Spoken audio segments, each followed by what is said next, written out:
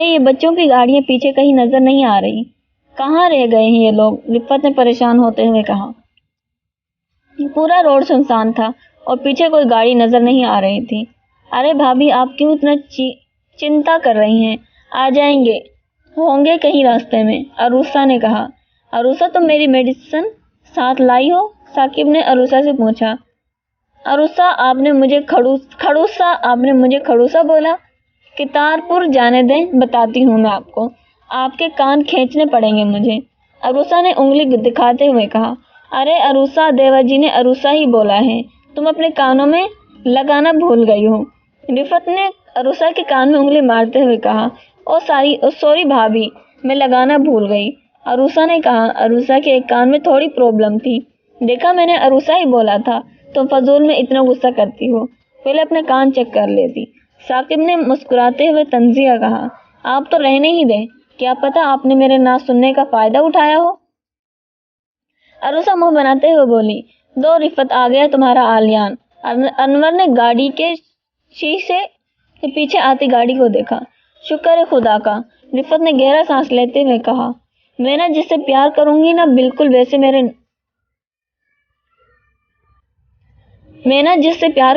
بالکل میرے ناول کے ہیرو جیسا ہوگا، وہ اپنی بڑی سی گاڑی میں آئے گا، حریم علینا سے کہہ رہی تھی۔ لو آ گئی، وہ اپنی گاڑی کا دروازہ کھولے گا اور بڑے ایٹیٹیوڈ سے باہر نکل آیا، وہ اپنے گھنے بالوں میں ہاتھ گھمائے گا، ہائے گھما دیا، اس کی نیلی آنکھیں سب کو مدہوش کر دیں گی، مدہوش ہی تو کر دیا، وہ ڈشنگ سٹائل سے چلے گا، بالکل۔ ارے کیا بولے جا رہی ہو علینا، میں کیا بتا رہی ہوں تمہیں، حریم نے علینا کو جھنجھوڑتے ہوئے کہا۔ وہ دیکھ، علینا نے حریم کو پیچھے سامنے حویلی کی طرف اشارہ کیا۔ حریم پیچھے مڑی تو حیران رہ گئی، سامنے آلیان اور اس کی فیملی حویلی کی طرف جا رہی تھی۔ میرا ہیرو آ گیا، حریم کی نظریں آلیان پر ٹک گئی، میرا بھی، علینا کی نظریں تو ریان پر جم گئی۔ علینا اور حریم دونوں پیچھے مڑی تو علینا کی امی ریحانہ تھی۔ علینا اور حریم دونوں کے رنگ اڑے۔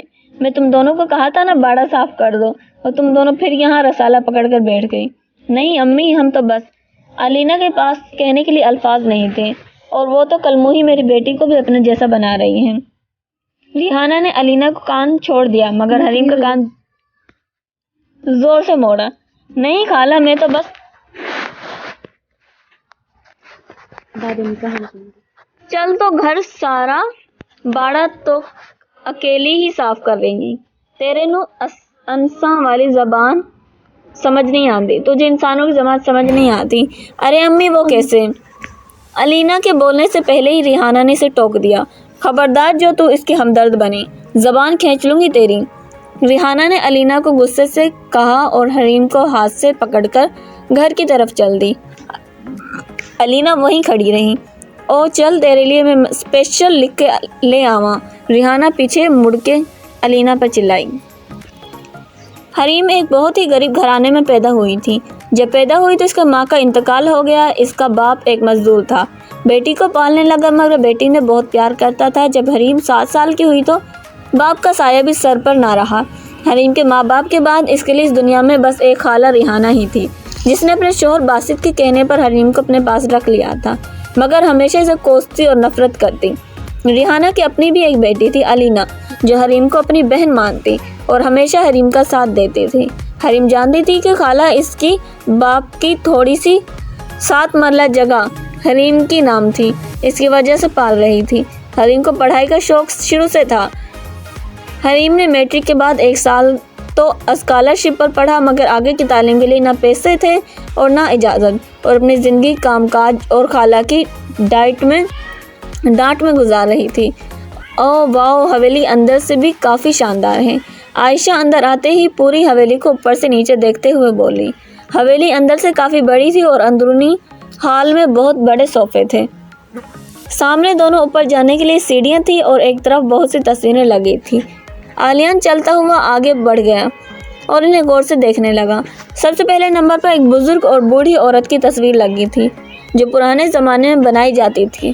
آلیان سمجھ گیا یہ اس کے پردادا پردادی کی تصویر ہے۔ اس سے اگلی آلیان کے دادا دادی کی تھی۔ اس سے اگلی تصویر میں آلیان کے پاپا اور امی تھی، مگر اس سے اگلی تصویر دیکھ کر عالیہ حیران ہو گیا۔ اس تصویر میں ایک عورت ایک بچہ گود میں لیے کھڑی تھی۔ اس عورت نے کالی ساڑی پہن رکھی تھی اور مسکرا رہی تھی۔ ایک لمحے کے لیے عالیہ کو لگا اس میں پلکیں جھپکائی، مگر اگلے لمحے وہم سمجھ لیا۔ یہ عورت کچھ جانی پہچانی لگ رہی تھی۔ ہاں، یہ عورت ہی تو تھی، وہی جس کی اس کو پتھر جیسی غار میں تصویر لگی تھی۔ ڈائن کا خون سلمانی کتابوں